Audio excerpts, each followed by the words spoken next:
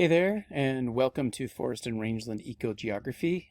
This course is cross-listed as either F310 or RS310, and the course material is the same. It's the only real difference is that if you're in RS310, you're going to be in a lab all together, and then the F310 labs are kind of spread out between several different sections. So you probably watched the first video was just myself introducing myself a little bit. But if you hadn't watched that yet, just feel free to call me Troy. My name's Troy Ochiltree, but typically I go by first name. If you're not comfortable with that, you can call me Professor Ochiltree or Dr. Ochiltree. That's fine as well. So what I'm going to do in this video is just kind of walk you through the course material a little bit and not information for the course, or not content, I guess I should say, but more the organization of the material and how to find it, things like that. So to get started, let me get my slides moving forward. Let's just give a little background information on what the course is, what the general, very general schedule is, and then I'll show you that materials or where the materials are going to be located. So first of all, kind of ecogeography isn't a term we often use, but I think it's fairly intuitive in what ecogeography actually is. So ecogeography is really just a combination of ecology and geography. So it's where it's just kind of the study of where ecosystems are located and why they're located in those regions. So you all know that there's lots of different types of ecosystems, right? There's grasslands and shrublands and forests and woodlands.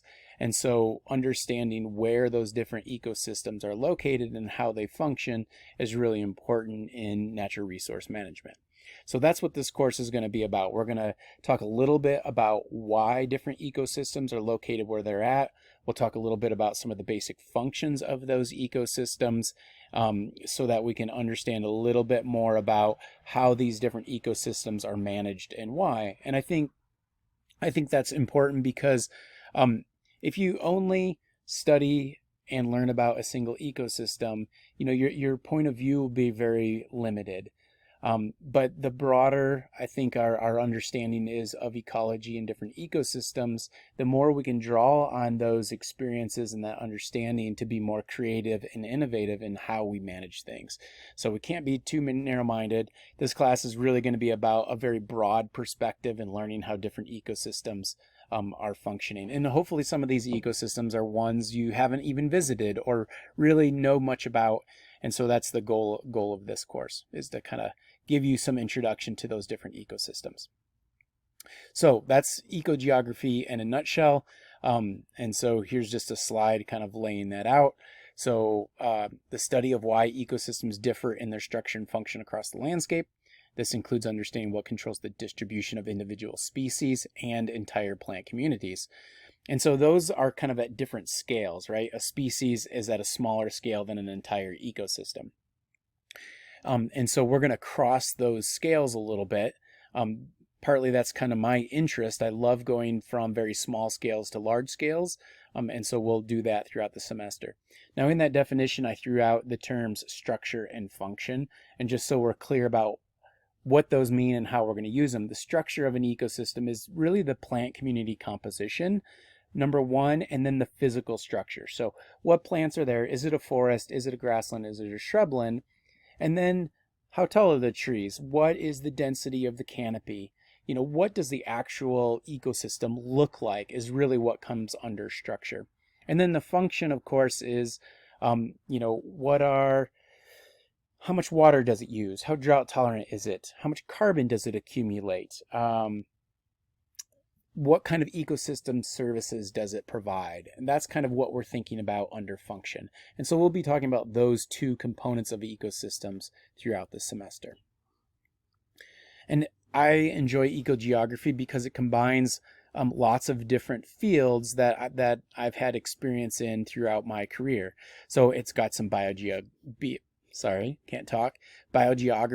in it, which is the spatial patterns of biodiversity.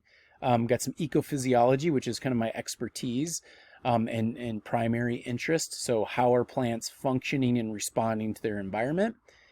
Got some ecosystem ecology in it, which is kind of broader scale. What is the nutrient cycling like within an ecosystem or across ecosystems? And just really general ecology. And there's other there's other fields that kind of come into play in ecogeography, but these are the ones I really focus on and will kind of touch on throughout the semester. So just so we're all on the same page with what an ecosystem actually is, since we're talking about that throughout the semester, is kind of remember back to your basic ecology courses where it was defined something like this, which is a community of living organisms that interact with each other and their environment. And so that incorporates two components, the biotic factors and the abiotic factors. Right, so the biotic factors are all the living components, and the abiotic factors are those non-living components, like what's the climate like, what's the soil like, what's the nutrient composition like. So all of those factors are abiotic. And so, so that's, again, it kind of, those two factors really relate a lot to structure and function. So they're similar, but that's what an ecosystem is. And so we'll be talking about how those factors differ across the landscape. So if you look at our schedule, you kind of see those different components coming into play. This is going to change a little bit, the order of these things actually, but this is just generally the types of things we're going to cover. So we're going to talk about climate and climate patterns across the landscape, talk about different biomes and how to define them, and we'll kind of keep that fairly brief. I'm going to give you an introduction to plant physiology. If you haven't had plant physiology before, that's fine, but there's some key concepts that you need to know to be successful in this class, and so we'll go over those. And then after those things, we're going to start kind of moving across the landscape and primarily across the continent to look at different types of ecosystems. So we'll talk about angiosperms and gymnosperms in the forests that are dominated by those different types of trees. We'll talk about the eastern and western forests. Then primarily the western forests are dominated by gymnosperms. Much of the eastern U.S. is dominated by angiosperms, and we'll kind of divide it up that way. We're going to talk briefly about alpine ecosystems. We're going to talk about grasslands and savannas and deserts and shrublands. And so those are the general classifications of biomes that we'll cover. Within each of those, what we're going to do is we're going to talk about some of the specific adaptations that plants have that dominate those regions. So for example, if we're going to talk about grasslands, we're going to talk about grasses and some of the special adaptations that allow them to dominate the places that they do dominate. Then we'll talk about some specific examples of grasslands in the United States and some of those functions and management considerations. And so that'll be the bulk of the semester, is kind of taking a tour around the United States and North America in general, and talking about those different ecosystems. So that's just a snapshot of the types of things we're going to be talking about throughout the semester. So now let me give you some information on where you're going to be able to find information and kind of what topics we're going to be talking about and what assignments are due. So we're going to look at the syllabus briefly, and we're going to look at the Canvas homepage. All right, I just wanted to do a updated little segment here on Canvas because when I originally recorded it, I didn't have Canvas completely up to date. So just a quick overview of the Canvas page for this course.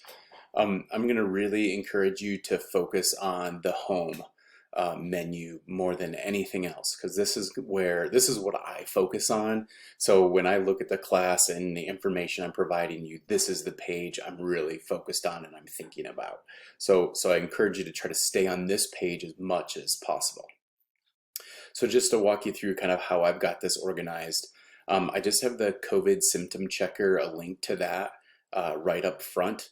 This is something you should be going over every day that you're going to have face-to-face class, and that I'll be doing in the morning on Tuesdays and Thursdays when I have face-to-face course, just to make sure you're thinking about how you're feeling and if there's any signs that maybe you're coming down with COVID or something.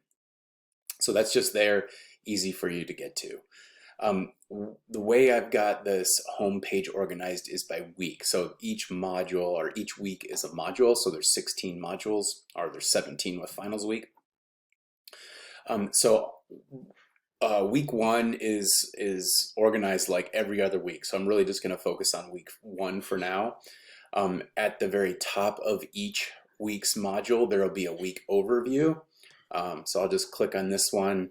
It's going to be relatively short, but it will talk about kind of what we're going to be doing this week. It'll give you links to all the videos and slides that you'll need for lecture. And then it's not sliding down. Let me see if I can get this. And then at the bottom, you can see it's got information on lab. So check this out. Like for week one, you need to actually print out an assignment that we're going to start in lab and bring that with you. So that's assignment 9, which is going to be due late in the semester, but we're going to start it this week in lab. You need to print that out. Assignment 2, you won't have to print out. So if you need to print something out for lab, it's going to be in this weekly overview. So it'd be helpful if you would look at this weekly overview on Sunday or Monday as you kind of like are planning your week. All right, let's go back. So that's week one overview. Good place to start to get a handle on what we're going to be doing that week. Then I've got a section for the lecture material. I'm going to be posting the slides there as well. So you saw in the overview that I'm giving links to the slides. I'll put them here as well, just so to make it as easy as possible, and that those resources are hopefully really easily accessible for you. So that's what I'll have in lecture 1 material. Lecture 2, or sorry, under the lab material, I'll also post the slides there as well. And then there will be a new assignments section. So any material that's going to be assigned that week, whether it's due that week or not, I'll put it there where it's assigned. So you can see we've got 3 assignments listed under week 1. 2 of them are due at the end of week 1. Well, one's due at the end of week 1, one's due the second week, and then this decomposition experiment is due way at the end of the semester. And then the last section of each module will be readings and resources. So sometimes these will just be resources that might help you in completing your assignment or understanding the lecture material. So this Peel et al., this is a paper that goes along with this Koppen Climate System assignment 2. So there's some information in there that will be helpful to you. Other weeks, I'm going to go down to a different week. Well, let's just look at week 2 while we're here. Again, overview, here's lecture slides, lab slides. Here's an assignment, another assignment that goes along with the lecture, and another assignment that will be starting in lab. And then under other resources for this week, this is a bunch of links to videos on YouTube that kind of supplement the material that I presented in lecture. And then, okay, let's go. Week 3 is where I wanted to show you under readings and resources. Here's a reading, and then there's a quiz associated with this reading. So if there are any quizzes due for the week, they'll be posted underneath the reading. So that's when you know, okay, this reading isn't just a resource that I might use, it's something I have to do. So I will, like when in the weekly overview, if there's a quiz associated with the reading, I'll make sure to highlight it in the weekly overview. But just so you know, so you can kind of keep an eye on what's coming up. And I have those readings and quizzes posted for most of the semester. There's a few weeks where I'm still ironing out some of the details and switching it over to online format. So that's an overview of Canvas. I'm going to film a new one on Syllabus in just a second, and then I'll get this posted online. So again, see you in class, I guess. This is asynchronous, so maybe you're not watching this Friday. We'll see.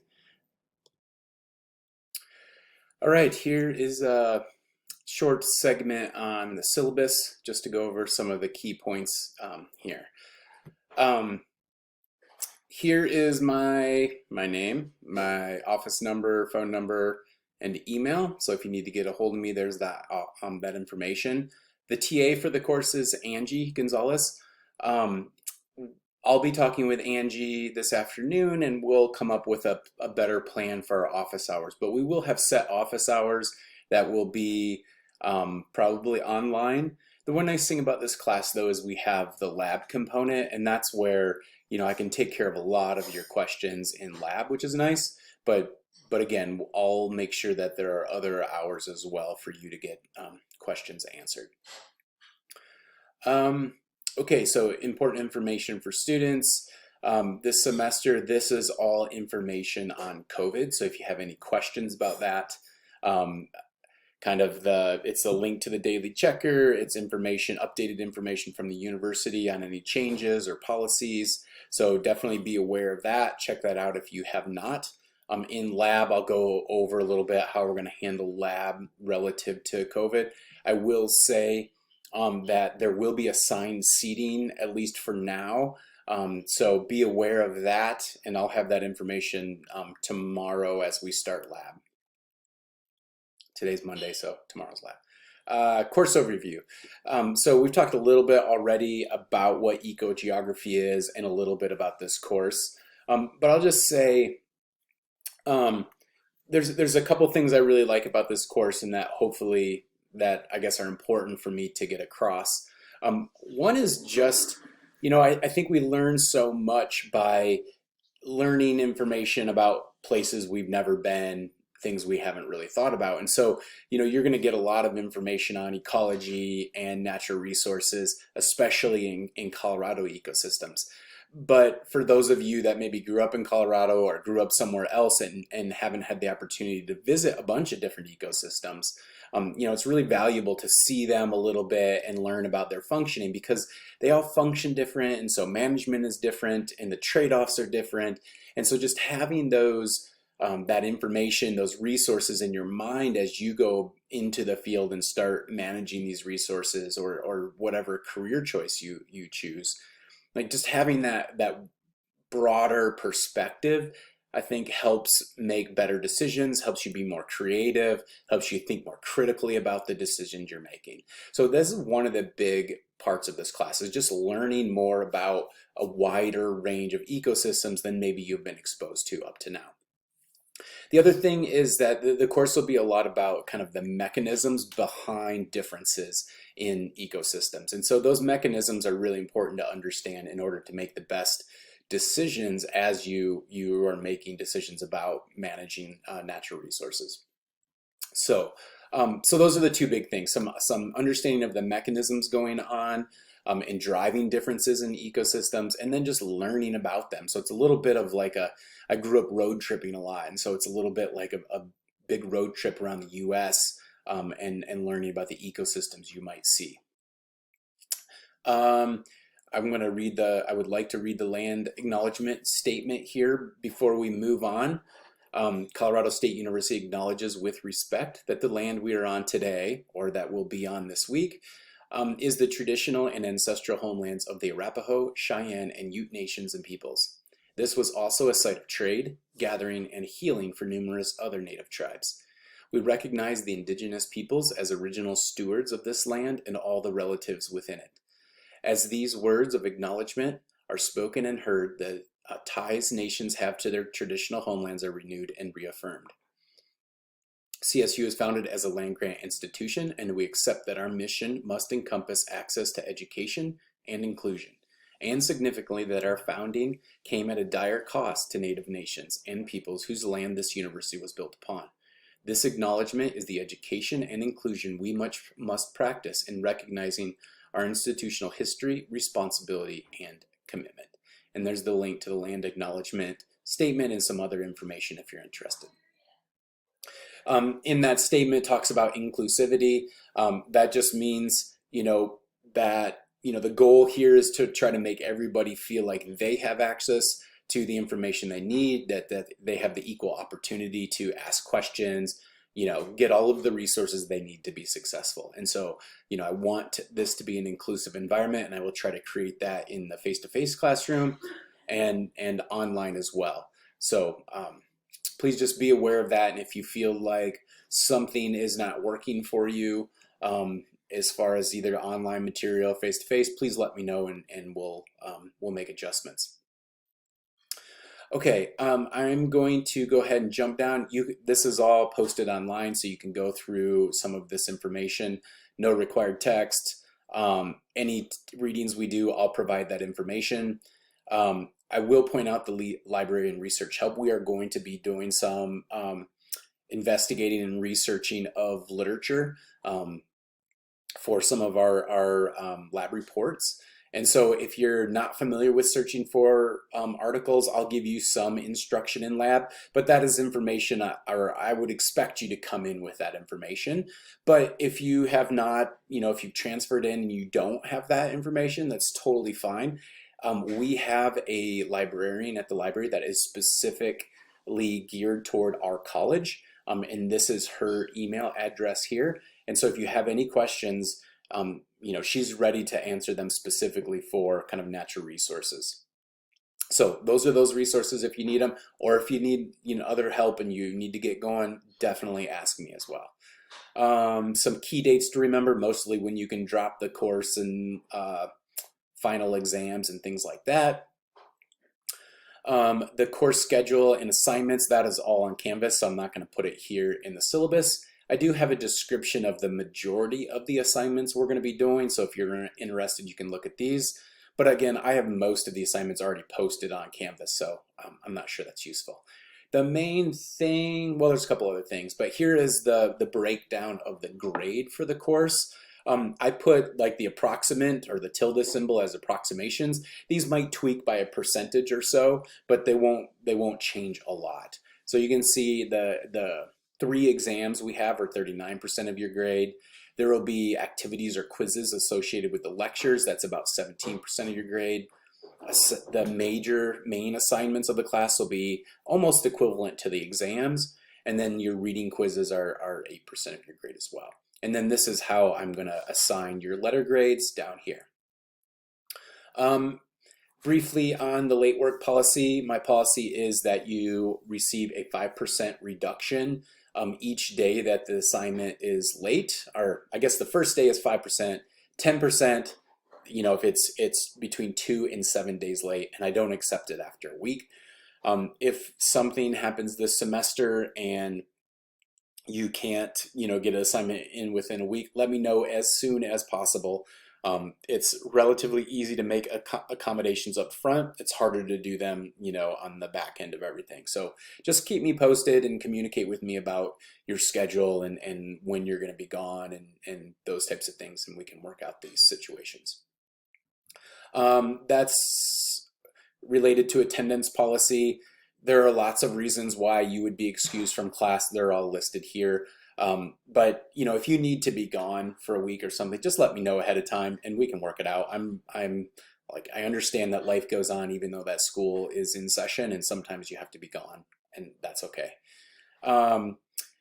If there's any accommodations you need for the classroom in the physical or the learning environment, you should be in contact with the Student Disability Center. So do that if you haven't. And if you already have, I'm aware of that and making those accommodations as I can, or I'm making those accommodations. Final exam policy. Your final exam is scheduled right now. If you search for Colorado State final exam schedule, you'll find out exactly when this exam is. Well, it's going to be online. Never mind, scratch that. It's going to be online, so it's different. Yeah, that doesn't really apply, I guess, this semester. Academic integrity. I've had only like 2 problems the whole time I've been teaching, so I don't expect to have any integrity issues. The couple things I'll say is, 1, don't plagiarize. If you're not familiar with plagiarism and what it is, there's a link here. But basically it's pawning off other people's text as your own text. And just don't do that. Give credit to the people who you've gotten information from, and you're fine. As long as you cite who you're using information from, that's, you're good to go. So don't plagiarize. And I always point out that, in academics, we don't make products that are for sale. and make money that way. The only property we really have is our ideas and our words. And so in academics in particular, I think we're very sensitive about plagiarism because that's our product. That's what we produce. And so make sure you're not taking that information and pawning it off as your own. The other thing I'll say is on exams, the first 2 exams will be in lab class. They will be during the face-to-face time. So keep your eyes on your own exam. Will be more spread out this semester, so I don't think that'll be any issue, even if you're tempted. But if you are looking at somebody else's exam, I will come and slip you a note that you should be making sure to keep your eyes on your own paper. And if it never happens again, that's where it'll stay. If it happens again, if it happens again, you'll get a 0 on that exam. So you get one warning, that's it. Lots of other important information. I'm not skipping over it because it's not important. It's not as directly relevant to this course, and all of this information is here. So that's all I have for the syllabus. Let me know if you have any questions, either through email or when we meet in class.